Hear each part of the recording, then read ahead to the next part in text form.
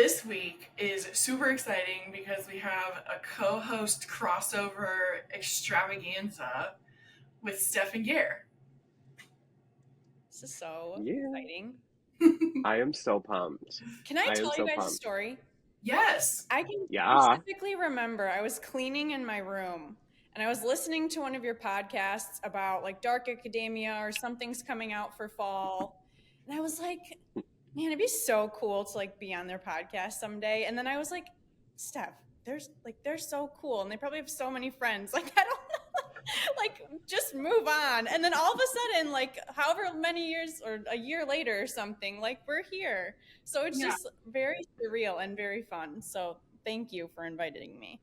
Oh, I love that My story God. because I have really vivid memories of other podcasts I listen to as well. So I like know what you mean. And so then it's like crazy hearing someone say it about our podcast. But yeah, you were like the first person I thought of. Oh, yeah. It was just so I thought the same thing when I first started talking to Kate, and I was like listening to Between the Lines and all of the author interviews, and I was like, if I ever had a podcast, it would be with this chick right here because she is so cool, and I love the way she talks about books, and like that would be my dream. And then my dream happened, and then I got pods.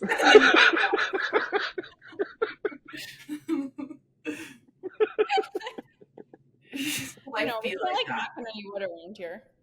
Yeah. Oh, gosh. Yeah. I'm excited that you guys that we're all together now. It's nuts. It is nuts. Because I have been like having my fangirl moments where I hear the two of you on your episodes and I'm like, oh my God, I love them. Why are there balloons? You loved us that much that it gave us balloons. Surprise! All of a sudden, neon green showed up, and I'm like, "Do you have like pieces of like a tennis ball like over your camera from like your dog or something?" Like, I don't know. Dog owners. I just felt like all these balloons, and I was like, "Did Kate surprise me? Where did those come from?" I don't know how to do that. Another technology thing I don't know how to do. I know. Mine for a while, if I put my thumb up, was doing weird stuff, and everyone was getting to experience a weird thumbs up. Oh. When you would freeze on Zoom. Oh yeah, Anna would freeze. There were some funny freezes. And you were like laughing hysterically, but your face was like very serious. And I would be like, how are you doing that?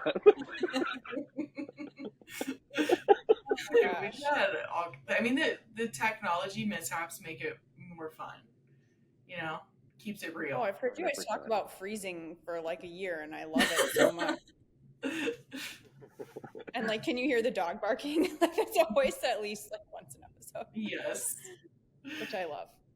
Dude, Bruce barked so loud, like he was asleep. So like it caught us by surprise, right in the middle of me interviewing John Fram. So like he was like saying something really smart about like the Bible, and then Bruce was like, "Ah!" Oh my gosh! I recorded a podcast last night, and Murphy thought because I was at the dinner table that like I was eating, and he was like pissed that I wasn't sharing anything with him. And I had his little like jar of like his little like heart-shaped treats that are like the size of an M&M. And so like whenever he would start to like grumble or like bark, I would just like take them and be like flinging them like all over the room. So he would like stop barking. Yeah. He's like, I love when you podcast, Dad. Mm-hmm. Yeah, he's like, do this more often. Oh yeah. Am I lagging at all? Like yeah, every now and then, yourself out. It's not very long. Yeah. Okay. Okay, good. Fingers crossed. Yeah. Yeah, we are all dog parents for everyone listening. So we share the uniqueness of trying to podcast and trying to be a dog mom or dad. Mm-hmm. And trying to read. Oh, and trying to read. Then there's that. With dogs. Steph is on, I mean, if you don't want the world to know this, we can cut it, but Steph is on a little solo, almost all focused on reading trip. I am. I was like, hey, Mhm. AJ, it's your turn to handle all things dog and puppy and cat. See ya. So I'm going to hopefully That read is a so lot. exciting. Yeah. By the That time is this so airs, I'll probably exciting. be home. So I guess it's not a big deal if we talk about it. Yeah. That's true. You're right. But when you read That thrillers is on so your exciting. phone, I know. yeah. I hate when I'm like reading and he's like at the door barking because he like wants to go out and go potty. And I'm like, can I just finish this chapter? And he's like, I have a baby bladder. Like, let me go. Oh, Yes. yeah. Oh, yeah. Yeah. I Have you hate seen Steph's stopping reading little in the middle of baby? a chapter, too. Oh, Her little baby puppy. A Murphy baby. so stupid. But I mean, I love him, but he's so stupid. I don't know. I've been on an audio kick. My physical eyeball reading has been slow as hell. So we'll hopefully get some more of that stuff done this week. Yeah. Yeah. That's exciting. Gare, did you have an icebreaker? I did. I did. I thought of this today because I am hyper fixated on an album. So I'm like a huge introvert, and I know Kate is too. But like, if you had the opportunity to like hear an artist sing their album live, just you and them one on one, no like screaming teenagers, you just sit in a room and they just like sing it to you like a concert, like who would be your artist and what album would you pick? Well, the introvert in me is like so nervous about how much one-on-one connection that would be. First of all. Yes. Kate's like, I'm going home. Does it have to be one-on-one? No. Okay. Do you have one? Well, I'm torn. I'm torn. And it's not what you would think I would be torn between, but the two artists I've ever just massively hyperfixated over first was Eminem, and then the second one was Taylor Swift. So, not what people would probably be torn between. I love the range. I know. This is so hard. That's a really hard one. I'm tempted to be like, but now I've got to figure out which Eminem album. I'm so torn. I guess it could be like a combo of albums. Like usually at a concert, people Taylor Swift sing like, Reputation, most likely. oh, that's a good one. I saw the Reputation tour. I know. I'm so jealous. I think about that sometimes. I got so wasted that my friend that I went with was like, you were dead behind the eyes for like majority of the concert. So you don't remember, but you were there. I always black out at concerts. Like Yeah. I've gone to them completely, like I've gone with like friends that drank and gotten drunk at concerts and like not remembered a lot. But I've also went to see Beyonce and Jay-Z when they did the On the Run tour. Yeah. And I was dead sober and I don't remember a lot of it other than like this big stage that came out and she was like running in front of me and I like died. I bet. I might black out from that without drinking. Right. Yeah, she was just like a flash. Blacked out. I don't know. Is that who you would go to again, Gare? Or is that oh. No, Hit Me Hard and Soft by Billie Eilish is my, like, I have never loved an album as much as I love this album. I've been listening to it for like 2 months straight, and I like keep picking up on little things with it, like, and I just can't stop. Like, I cannot stop. I so fixated on it. Yeah. Yeah. All of those songs, like I need to listen to more of them on my my AirPod Maxes because I want to listen like with noise canceling because there's so many extra little sounds and like stems and stuff in that album. I need to do that. Yeah. And like the last minute of like a lot of the songs will like completely switch it up and almost sound like a completely different like genre and also like sound Yeah. from the original song that it's just like I pick up on so much the more that I listen to it, and I'm obsessed. It reminds me of the structure you're talking about. Reminds me of Queen. Is what Queen? Oh. Yeah. Why did it sound weird to just say that? But how they would have like different parts of songs in multiple of them. Yeah. That makes hmm sense. The last song on the album has lyrics that reference every other song on the album. Yes. Oh, that's cool. And it's like so cool and just, I love it. I'm obsessed. That is amazing. And she produced it with her little Pibble in the chair with her most of the time. Yeah. Yeah. It's cute. It's really cute. She's so cool. Kate, is yours Eminem or Taylor Swift, or did you pick? Oh, goodness.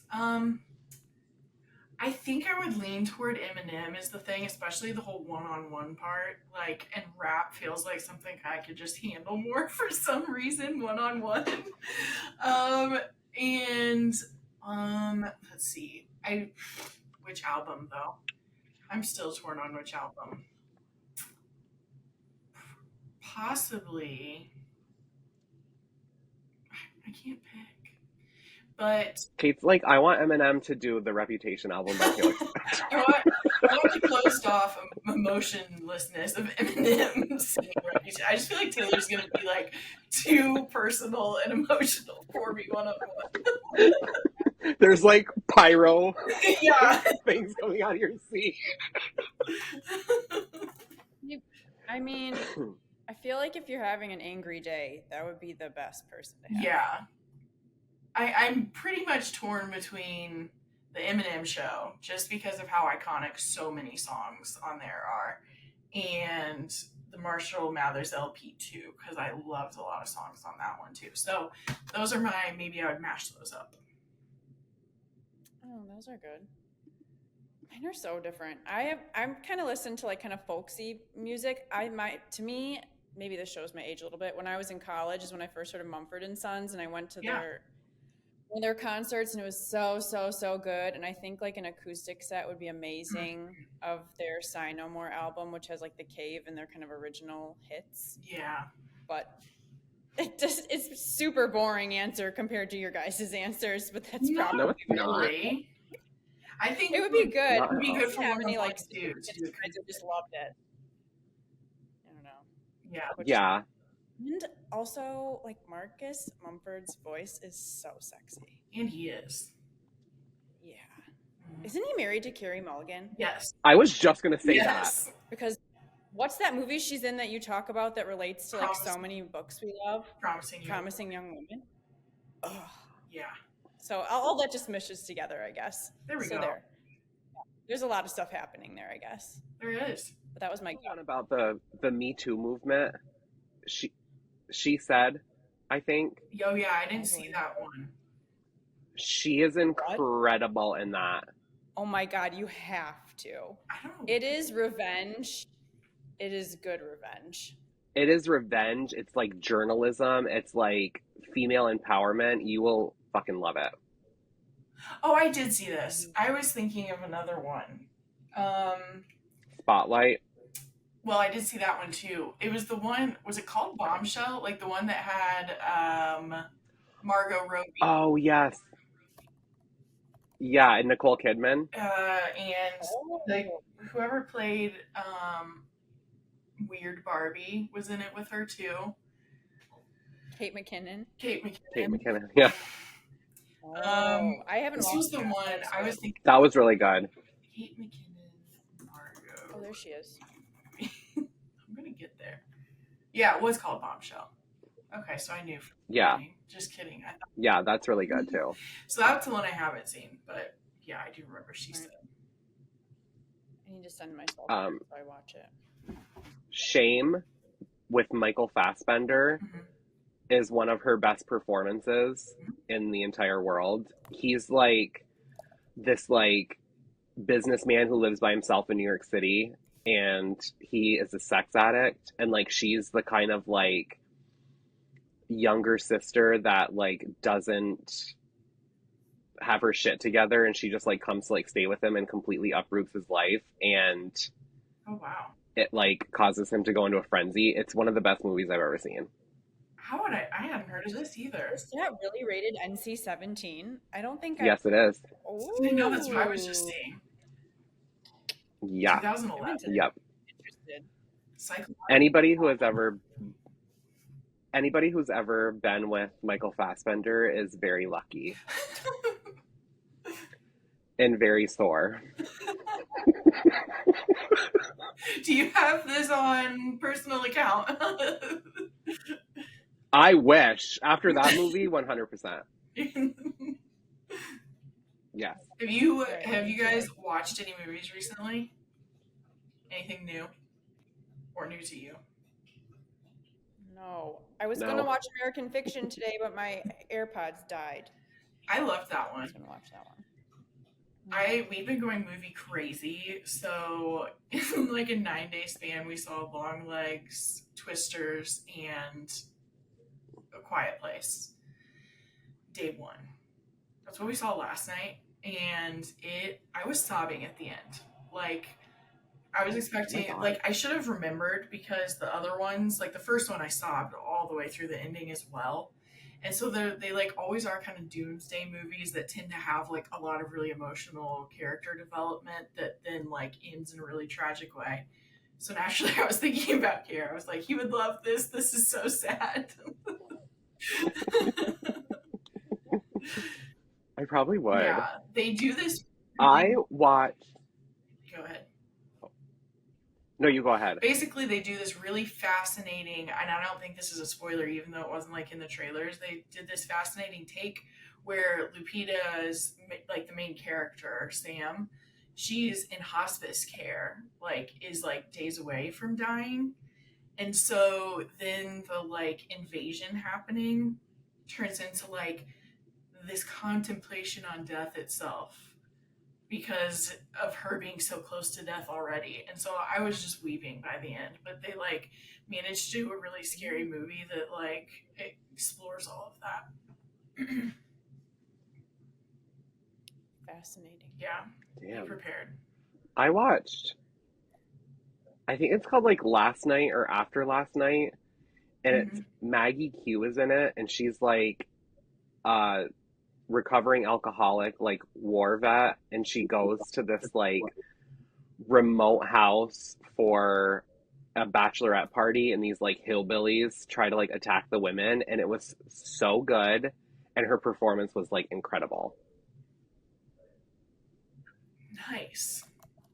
I need to add that one too. Am I frozen? I have to ask, is Longlegs as scary as everyone says? No, is what I would say. That's my okay. So this is a subject that I think is really interesting too. Is how subjective scary is. So jump scares, gore, all of that. No, but if like satanic stuff and cult stuff and that stuff really unsettles you, then it is really scary. So like I've seen tons of people that are like, I grew up around like some of this stuff, so for me this was terrifying. But it's not like visually gonna terrify you multiple times is the best way I would describe it. That makes sense. It's unsettling all the way through, and it is beautifully filmed. Like every shot is beautiful to look at, so like that even makes it really fun. But otherwise it's a lot. I've seen people say this and I would agree with it. It really is like reading a psychological thriller with a serial killer in it. Like it's very similar to our experiences of reading. So like even when we got out, I told Tyler, I was like, that's a lot what like reading a scary procedural with a serial killer is like. So I still think it's super enjoyable, but no, I don't think it's like you're gonna not be able to sleep at night. Okay. That Micah Monroe has like That was the vibe I incredible taste. Yes. She's stunning in it. I loved her in Watcher. Yeah. That was the first movie I watched that was technically your recommendation. Because I've literally forced you to. You posted about it, and I was like, that sounds amazing. One of my favorite. Yeah. Well, I just wanted to get caught up on anything movies too before we go into the awesome subject idea that you had, Gare, for this week. Yeah, Gare. Yeah, I think it's like really funny how, especially like Kate and I have had so many conversations about like how we love thrillers, but honestly, like the percentage of thrillers that we read like similar is pretty low because we have different taste in them. So I thought it would be really fun if we picked like a subgenre of thrillers and like the 3 books that like made us really love these, or like our 3 favorites, or something to that nature of like what you love the most in your subgenre. Yes, I love it. And then I was like, this would be so fun if Steph joined too. Oh my gosh, that's so nice. So we all picked. I'm doing action thrillers, and Gare knew immediately what he would do. Yeah, I know I'm gonna do serial killers. My first gut thing was to do revenge, but then I decided that lately I've been having a lot of enjoyment from the Am I Crazy psychological thrillers. Yes, and I love those too. So now I'm excited. I love those too. Yeah, because there's so many different directions it can go in. Yeah, it's so suspenseful when you don't know if you can trust yourself. And you're reading it and you're like, I don't know as the reader even what's happening in the back. Like, you're not watching these things play out. You're in someone's head, so you're just as lost as they are sometimes. Yeah, you start to feel crazy yourself. Well, I can't remember which order we decided on, so should I go first? Well, since it was Gare's idea, maybe he should go first. Okay. Oh yeah, I'll go first. So my first pick for a serial killer thriller is, to no one's surprise, Jar of Hearts by Jennifer Hillier. And it is about Angela Wong, who was one of the most popular girls in school, and she vanished without a trace. And the 2 people she left behind were her best friends, Georgina Shaw and Kaiser Brody. 14 years later, Angela's remains are discovered in the woods near Georgina's childhood home. And Kaiser's actually a detective with the Seattle PD, and he finally finds out that Angela was the victim of a serial killer named Calvin James. So to the authorities, he was just a serial killer that they were trying to hunt down. But actually, back in school, he was Georgina's first love, and they had a very rocky relationship, as you can imagine. And it bordered on obsession from the moment they met up until the night that Angela was killed. So Gio's been hiding the fact that she knew what happened to Angela all those years ago and didn't tell anyone. And she's carried that secret with her forever. And now that she kind of spilled the beans, she ends up being arrested and sent to prison. But now, as she is about to be released from prison, new bodies are turning up, killed in the exact same manner as her best friend. And it is amazing, and I love it. But the reason I picked this one as like not your average serial killer thriller is because I really enjoyed the fact that it wasn't a police procedural as much as it was. It's very rare to find somebody where your main protagonist has a relationship with the serial killer, especially somebody that they dated.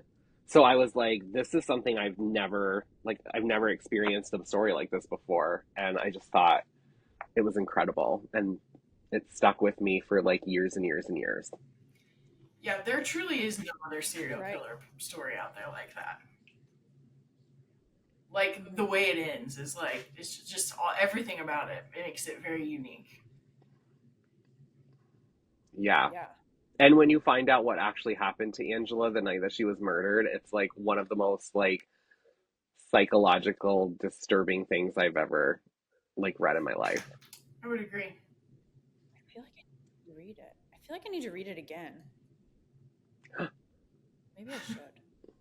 I haven't yet to reread anything, but I'm, you know how like you know you love a book, but when you just talked about some of the details, I'm like, I don't know what happened, but I know I loved it. Yeah, I have that all the time. And the only reason this one sticks with me so long is because I've read it probably 5 or 6 times. They're perfect. Yes. Yep. Nice. Love it. Good That's a pick. It's always a Thanks. good one. Yeah. And as people still are discovering it, like watching people post about it, their first, like people give it sky high ratings. I love seeing people the first time they read it. Yeah. Yeah. It's so good. All of her books are really good, but that one just is my favorite. Mm-hmm. Well, I might just segue off of you because I have one that I picked that I've talked about so many times, but I had to include it in my action thriller. And it's Alias Emma by Ava Glass. Like, still one of my favorite, if not favorite, spy series. And the third one comes out in August or September, and I'm super excited. But this is the first one, Alias Emma. Nothing about Emma Makepeace is real, not even her name. A newly minted secret agent, Emma's barely graduated from basic training when she gets the call for her first major assignment. Eager to serve her country and prove her worth, she dives in headfirst. Emma must covertly travel across one of the world's most watched cities to bring the reluctant and handsome son of Russian dissidents into protective custody, so long as the assassins from the motherland don't get him first. With London's famous Ring of Steel hacked by the Russian government, the two must cross the city without being seen by hundreds of thousands of CCTV cameras that document every inch of the city's streets, alleys, and gutters. Buses, subways, cars, and trains are out of the question. Traveling on foot and operating without phones or bank cards that could reveal their location or identity, they have 12 hours to make it to safety. This will take all of Emma's skills of disguise and subterfuge. But when Emma's handler goes dark, there's no one left to trust, and just one wrong move will get them both killed.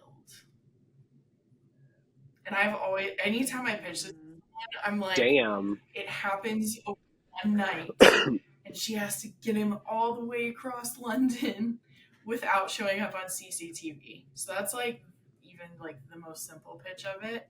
But I read it like all in one night. I remember I was like sick, and I just remember being like feverish on the couch and just being like, but this book is so good. I love that. I love when you like read a book and you can immediately remember like everything about your reading experience, like where you were, how you were feeling, and like just remember reading it for the first time. Mm-hmm. Oh yeah. That's one of my favorites. I've been noticing more in books lately too, just their timelines of like, did this all just happen in like a day or 2 days? Because that's bonkers. Like that person just had the craziest 2 days. Like, that's what happened to me with, I just read Fatal Intrusion by Jeffrey Deaver and Isabella Maldonado.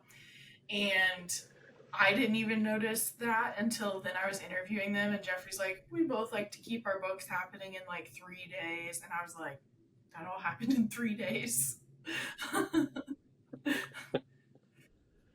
I would prefer that if I were ever in like a thriller book though, because can you imagine being in like stuck in one of the thriller books that like last like years or like decades? Like the anxiety that you have for that long, I would die. Yeah, that makes me think of like right. Sharp Objects. Like her whole life has been rough. Yeah. All the Colors of the Dark by Chris Whitaker is like spans decades. That's what I heard. I want to read that. Yeah. So it's like an odyssey. You won't regret it. Well, and I've like the chapters are like a couple pages. Like I think that's when you have a book that chunky, like that'll keep you going, right? I mean, I haven't read it yet, but that's I read it in 2 days. Oh my God. Yeah, 2 days and it was like done, and I was just like, and I haven't picked up anything since. Ooh. Like I'm just sitting here and like, what do I do with my life? I should get it on my Kindle. Okay. Ugh, okay. I'm okay. I think that I heard about this author potentially the first time on this podcast, but I picked Jess Lowry's Mhm. Bloodline because I read that on vacation earlier this year and I was like, what? Out loud. I just saw it was nominated for a best horror book in 2021 on Goodreads, which I didn't I guess. I mean, I could see it, I guess, going either way. But so perfect town, perfect homes, perfect families. It's enough to drive some women mad. In a tale inspired by real events, pregnant journalist Joan Harkin is cautiously excited to follow her fiance back to his Minnesota hometown. After spending a childhood on the move and chasing the screams and swirls of news rich city life, she's eager to settle down. Lilydale's motto, "Come home forever," couldn't be more inviting. And yet, something is off in this picture perfect village. The friendliness borders on intrusive. Joan can't shake the feeling that every move she makes is being tracked. An archaic organization still seems to hold the town in thrall. So does the sinister secret of a little boy who vanished decades ago. And unless Joan is imagining things, a frighteningly familiar figure from her past is on watch in the shadows. Her fiance tells her she's being paranoid. He might be right. Then again, she might have moved to the deadliest small town on earth. You make me want to read this every time you So talk about good. it. Okay. You haven't read it? I don't think so. I haven't. Oh my. The way it turns out is like I can only say bonkers. Like it is her books are just like wild. Like the Quarry Girls is wild, but in like a kind of realistic way. Like some of them are just out there, but I love it. Like I'm here for it. They're so dark. Like Yeah. all of her books are so dark that like I am just like, oh my God, they're so shocking. Mhm. And she's like not afraid to like push the envelope. Totally. Yeah. And Kate would love her. you just have to let it happen. Mm-hmm. Like don't go in with any expectations. Just let it come to you. That's how Yeah. I say it. Yeah. Oh, that's such a good one. I love that book. I fucking love Jess Lowry. Oh, her books are good. Really good. She's definitely an auto buy for me. Totally. Her new one coming out in September, I made the mistake of reading it like last year, right when it first came on NetGalley. And so now I'm like upset that I have to wait for the third one. Oh, that's all right. She's so good. She's so good. All right, Gare, back to you. Kate's like pouting. She's like, I don't know Jess Lowry. Yeah, I was like, how am I going to fit this in? I know. Have her on as a guest. I know. I need to stop booking so many guests so I can read backlists. Yeah. Pushes you at all, I have like a certain space for Jess Lowry books, like on my bookshelf, all her books together. Yeah. You've been a fan of her forever. Yeah, I think it's called, you know, I'm horrible with titles, but I think it's called like An Unspeakable Truth is like the first one that I read by her. And I was like, holy shit, this is like terrifying and sad and like just chilling. Yeah. So good. And I think a lot of them take place in like the Midwest too. Like tiny Minnesota towns. And then they'll have like cute little illustrations in them sometimes because a lot of the main characters are kids or teens, but they don't read YA at all, in my opinion. Yeah. But it's like, I think that's cool, actually. I don't know. Yeah, I do too. Because it's like the innocence factor of her characters make it like horrifying. Yeah. So totally. Speaking of horrifying. Yes. My next one for a serial killer thriller is Clesias by Caitlin Mullen. It is like, this is one of the books that I want to be buried with. I think it's perfect. It's one of my favorite stories. It's about one summer in Atlantic City, and two Jane Does are laid out in a marshland behind the Sunset Motel, which is not related to Simone St. James, but only one person knows that they're there. But meanwhile, Clara is a young boardwalk psychic, and struggles to attract clients for tarot readings that pay her rent. When she begins to experience very real and disturbing visions, she suspects that they could be related to the recent cases of women gone missing in town. Clara meets Lily, an ex-Soho art gallery girl who is working at a desolate casino spa, and thinks Lily may be able to help her. If they can put the pieces together in time, they can save another lost girl, so long as their efforts don't attract attention first. Just so dark. And I was a little hesitant because I was like, if she's having like visions, it seems kind of like supernatural to me, but it just like made sense in the story. But the thing that I think sticks out is like they'll mention a Jane Doe, and there are chapters in between what Lily and Clara are like going through in present time, and you find out everything you need to know about the Jane Doe, like where she was born, how she ended up here, how she ended up dying, and it just like kind of gives such a voice to like victims in the story instead of just being like there was another woman butchered and like nobody really cares, they just want to know who did it. But it's so freaking good, and it's so dark and disturbing, and it's just like terrifying, and I love it. And sad. It's also gorgeous.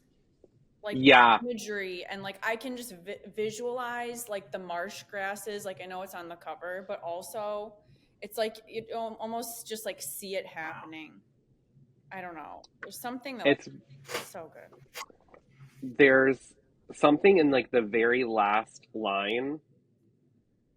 I don't know if it's like the very last line, but it's like the end of the chapter that was so shocking, and is like the way it was written was like one of my favorite endings to a book. That's impressive. Yeah. And I'm just like, now I want to read it again. I think reading that book made like I think the visions or the what did we come up with? Where did we come up with, Kate? What? I think you said it best once. For visions. When people have visions, I don't know what that's called, but like now I'm like kind of into that. Yeah, like psychic. Like the psychic. Yes, like psychic light. Psychic light. Yeah, when we read Night Will Find You. Yes. I don't know what the word was. Oh yeah. That one was so good. I get a lot of those tarot readers on my TikTok now. Ooh. And it's like terrifying to me how sometimes they are so accurate. That is trippy. And I had 2 of them last night that predicted what was going to happen to me today. Whoa. That's trippy. Yeah. It was so scary, but really cool. I wonder if my TikTok's going to start showing me stuff since my phone's here listening. We'll see. Oh, yeah, I know. We'll see if you influence my algo tonight. Imagine you're like, God damn you. Well, my next one has very different. Very different than like emotional touchstones and all of that. But I had to talk about Rob Hart's Assassins Anonymous because it's just fantastic action thriller. In this clever, surprising page turner, the world's most lethal assassin gives up the violent life only to find himself under siege by mysterious assailants. It's a killer be killed situation, but the first option is off the table. What's a reformed hitman to do? Mark was the most dangerous killer for hire in the world, but after learning the hard way that his life's work made him more monster than man, he left all of that behind and joined a 12-step program for reformed killers. When Mark is viciously attacked by an unknown assailant, he is forced on the run. From New York to Singapore to London, he chases after clues while dodging attacks and trying to solve the puzzle of who's after him, all without killing anyone, or getting killed himself. For an assassin, Mark learns nonviolence is a real hassle. And the tone of the whole book is pretty similar to that synopsis. So it is actually my other one. I compare it to this too, but both of these are actually very Deadpool adjacent in their tones. And so it just makes it extra fun because you're reading action and they make you laugh. I love how adventurous you are with books. Like, Kate just wants to be like scaling buildings in Berlin. In a book. Yeah, like in a book. But then like real life Kate is like, please let me just enjoy my peace on my couch with my husband and my dog. Weighted blanket. Yeah. Your weighted blanket. And Taco Bell. And Taco Bell. We were talking earlier about how if we were all in person tonight, we could have Taco Bell and have more fun. We were both hungry today. I love that point idea. of that story.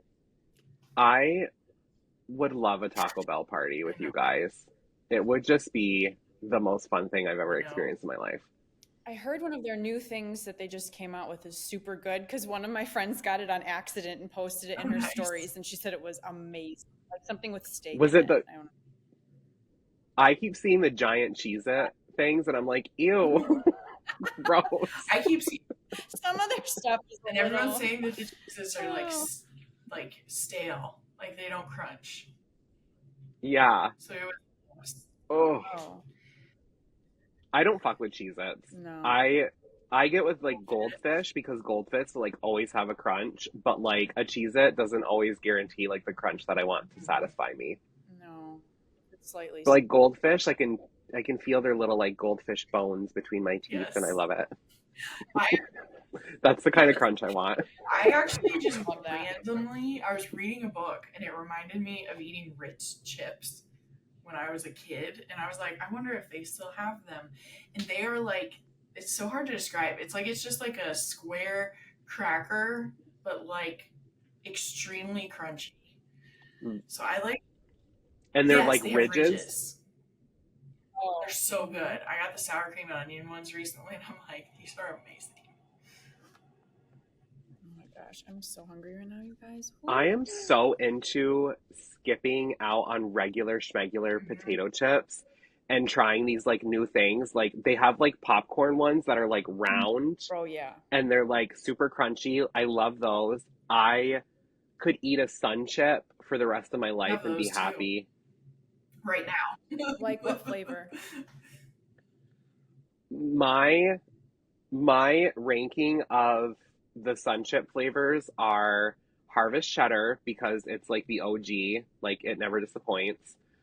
Garden Salsa because the little spice of the jalapeno is like chef's kiss. And then the French onion because it's like good, but it's not like as good as a spicy jalapeno or a shitload of cheddar. Yeah. Agreed. Yeah. Thank God. Could you imagine if you were like, your taste in sun chips fucking sucks? Yeah, like I was like, but here's the thing though. I have friends that have different sun chip tastes than me, and we can split like the multi-packs of like the small ones. Cause I'm like, I want the garden salsa. And they're like, well, I like the French onion. I'm like, great. Perfect. I'm like, it's not that I don't like that, but I love that we have different favorites we can share. I've never bought a small bag of sun chips in my entire life. We get a big box of like 30 bags. I'm like, give me the big small bags. I'm a weirdo because actually, honestly, my favorite one is the original plain one. Those are good too. Like and then cheddar would be next, and then garden salsa.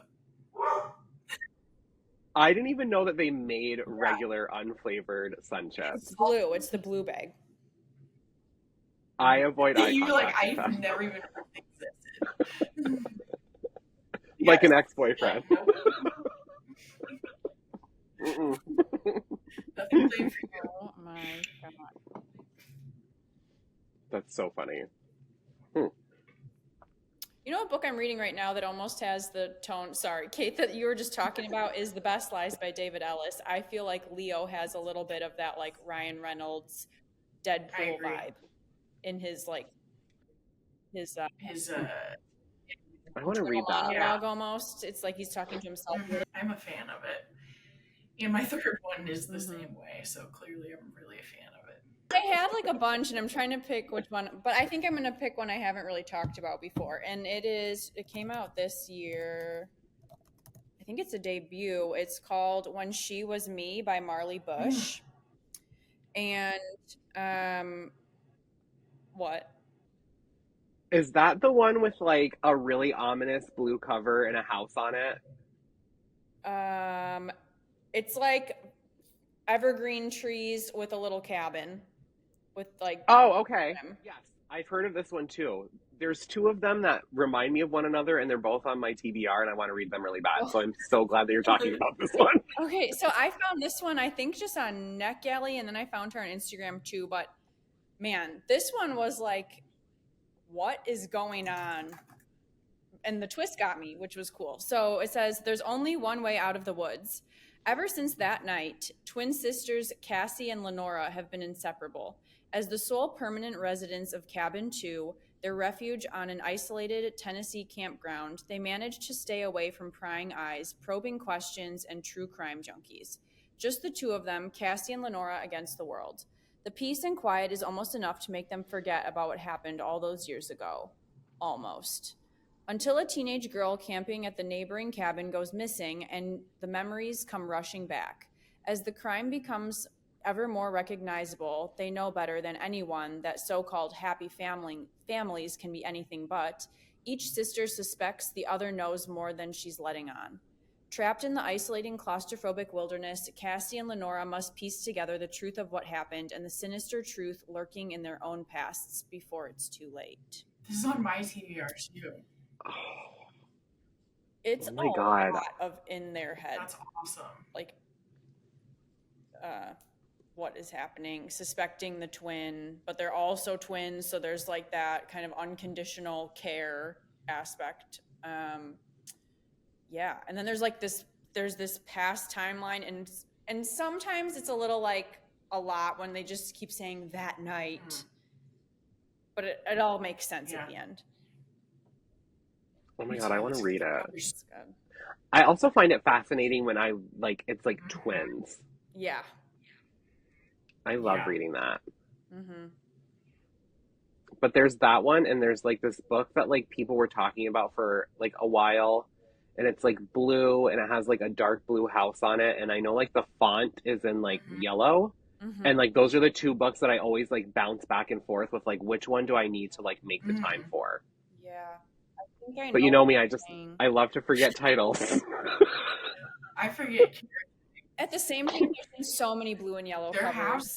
So even if I think I'm thinking of what you're thinking of, I don't know. Yeah. I'll find it. That'll be my main mission tonight. Well, if we want to talk about amazing book covers. Yes. And my favorite book. Bright Young Women. Also thanks to her publisher, because this is the paperback edition that comes out on August 6th. So if you're listening and you're waiting for August 6th, a bright, beautiful, new, shiny paperback edition of Bright Young Women will be available. This is my 4th copy of this book. Yes. But yeah, to anybody who has not listened to me gush about this, it takes place in January 1978, when a serial killer who has terrorized women across the Pacific Northwest and is soon to be the infamous murderer descends on the top sorority at Florida State University's campus in Tallahassee. The lives of those who survive, including sorority president and key witness Pamela Schumacher, are forever changed. Across the country, Tina Cannon is convinced her missing friend was targeted by the man papers refer to as the All-American Sex Killer, and that he struck again. Determined to find justice, the two join forces as their search for answers leads to a final shocking confrontation. Yeah. I am obsessed with this book. It's like my favorite book in the entire world, but I just think it was really smart and timely for her to write about this infamous murder from the lives of people who were taken from him and like impacted so strongly, because I think that's like when you watch like a true crime documentary or something like that, they're always talking about who he was, how he grew up, what he did, and like they talk like for 2 seconds about victims. So it was really nice to see, well, not nice, but it was really refreshing to see Jessica Knoll take that and tell it from like a woman's perspective instead of just like this horrible man who did awful Yeah. things to women. Mm-hmm. Yeah, and you just like the characters are so well developed. Like I still just like remember being in their Oh my heads God. and remember like some cinematic scene, very cinematic. Yeah. Yeah. I'm excited for the TV show. What? Okay. Yeah, the same people that made Luckiest Girl Alive are turning it into I believe it's going to be a mini series, but I know that they said like TV That's show. awesome. Cool. So, Anyone that has you know. not read Bright Young Women yet, I think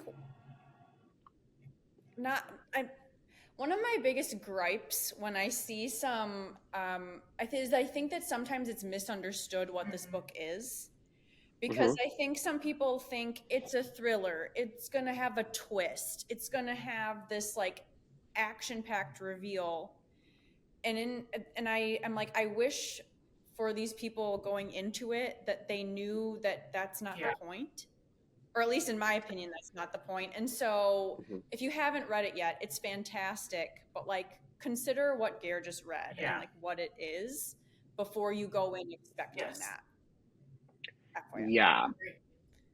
Yeah. And I think that like her promotion was really smart with like her TikToks and stuff because she went to Tallahassee, she went to different places where like Ted Bundy had like murdered women and had talked to like survivors and read court transcripts and like that's what it's about, but it's like her fictionalized version of like what those women went through and like the aftermath of like everything that happened after the sorority attacks by Ted Bundy without being like a whodunit or being about Ted Bundy himself.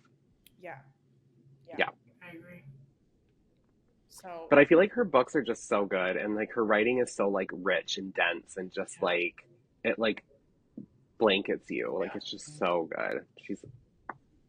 I love her. I would get a Jessica Knoll tattoo. Do it. Like before, like, well, she would probably block me on Instagram, but like, I don't even know. Just get like the little eyes from Bright Young Women on like my arm. Could you imagine how cool that would be? I was just looking at the cover. I'm like, isn't it cool? Like, yeah.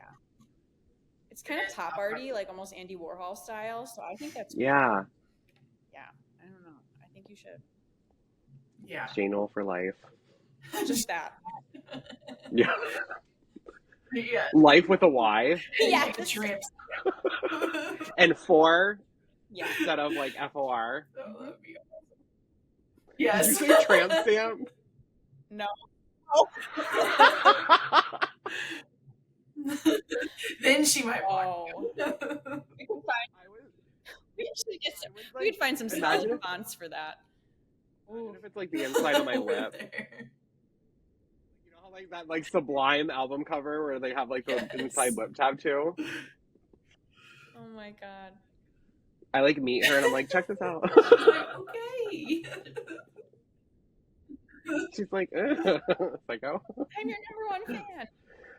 Yeah. Oh my god. I have no transition for mine whatsoever. I've waited to see if there would be. Nope.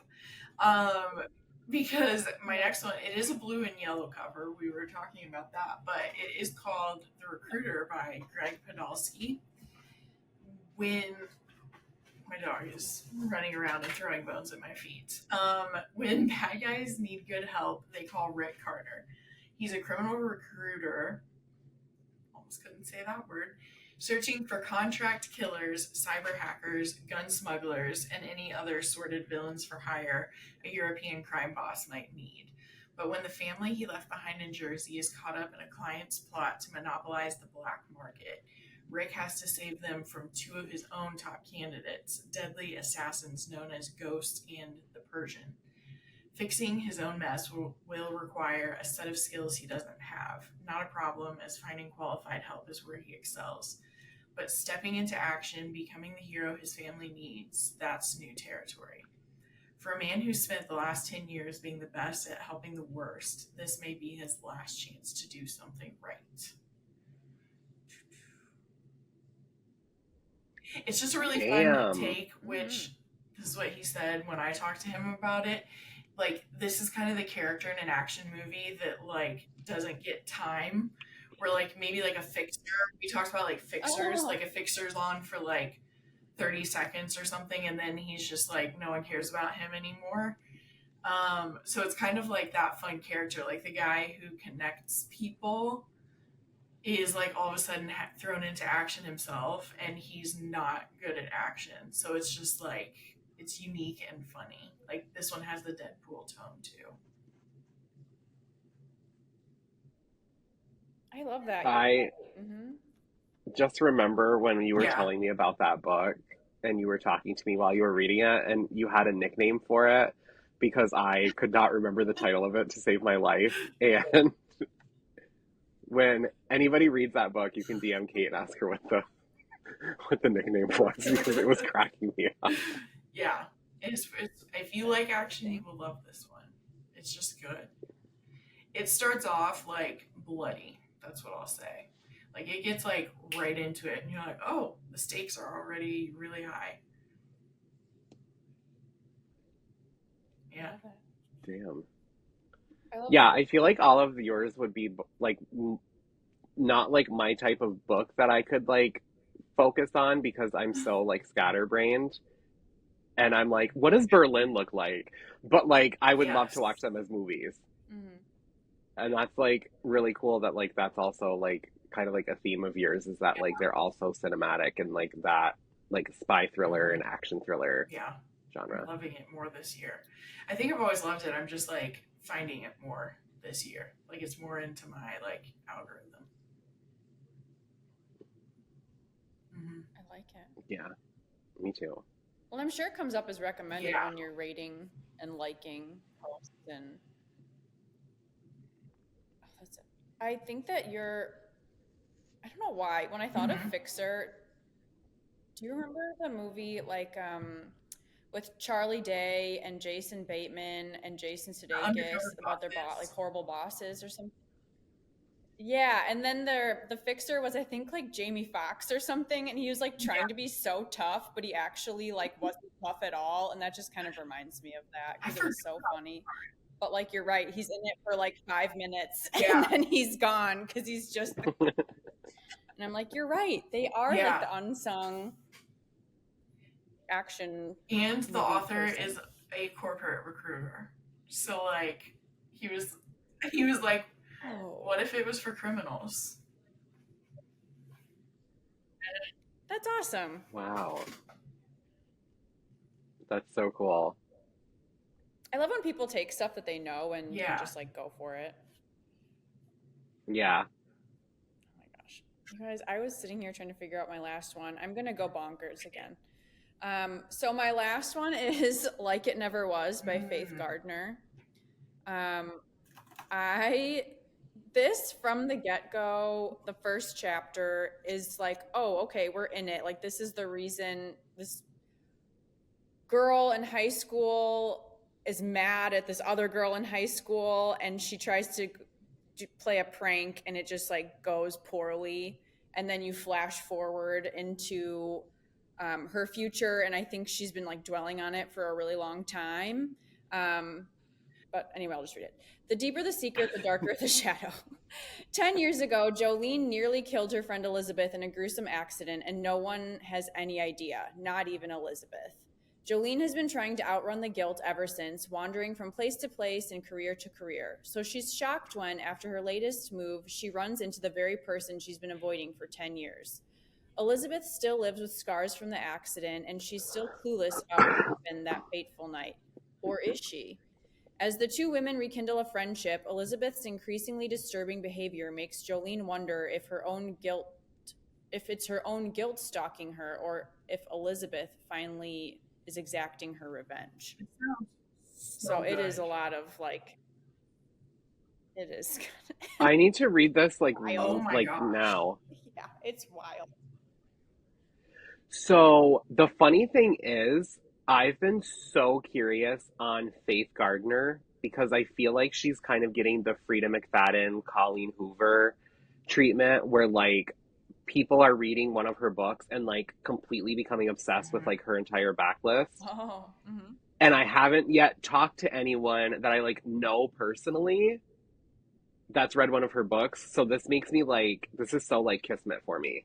Yeah. This is my second one by her because she has like a series of standalones, and then she has just like standalones because they're just a series because they're in the same like universe kind of. Hmm. But they don't have like repeating characters, I don't think, unless they're just Easter eggs. But this one was a total standalone, Oh and my it kind of god. solidified that she just is like a fast paced. She like loves when people call Yeah, this book I was unhinged. supposed So about it's it. just kind of just like yeah. Yeah. Oh I my think god. she's friends with Noelle Eiley. I think so. Like I think they're really close. So and I love her. So I want to read just natural. more of both of them. Mm-hmm. Did you read any Noelle books, No, Kate? I haven't read any of hers. I I think you read have. Faith Gardner's a couple. 3? Ask for Andrea I is know. like my favorite book in like I the need to world. read it. Yeah, I heard You've about been that talking from you, about it and for I'm like like obsessed with it. years, and I still haven't read it. It's stuck. It's like the Lovely Bones meets like the Quiet Tenant and like just all of this other like different things that you can put in a thriller that make it like so good. But it's like very bleak, but like also just like insanely Wow, addictive. Yeah. that's a glowing endorsement. Mm-hmm. I love her. I think a long time ago, Gary, you talked about that book and also Before You Knew My Name by Jacqueline Bublitz, like in probably a similar episode, It was the if same. not the same Yeah. episode.